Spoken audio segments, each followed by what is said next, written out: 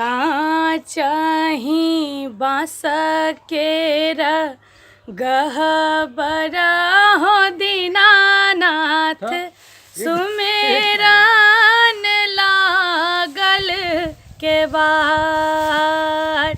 ताही ऊपर चढ़ी सूतल छह दीनानाथ, बाँझिन दुआरी अछि ठार।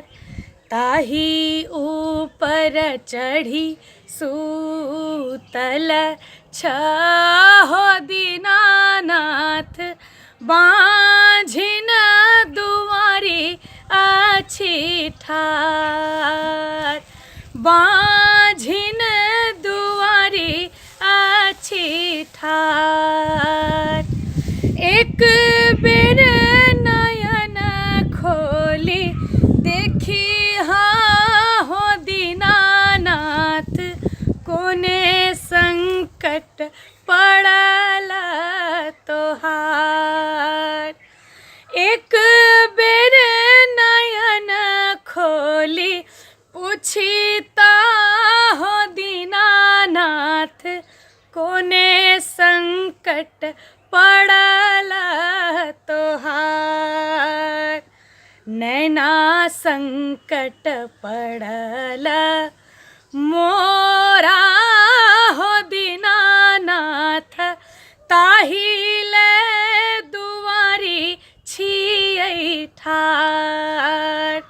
नैना संकट पड़ल मोरा हो दीनानाथ, ताहिले दुआरी छियै ठार।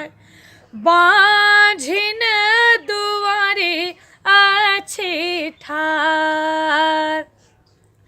एक बेर नयन खोली देखिता हो दीनानाथ, कोने संकट पड़ल तोहार।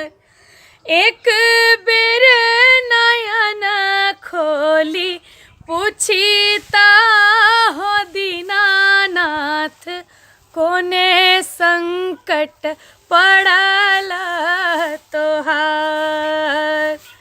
पुत्र संकट पड़ल मोरा हो दीनानाथ, ताहिले दुआरी छियै ठार। नैना संकट पड़ल मोरा हो दीनानाथ, ताहिले दुआरी छियै ठार। बाँझिन दुआरी अछि ठार। बाँझिन दुआरी अछि ठार। बहुत बहुत धन्यवाद।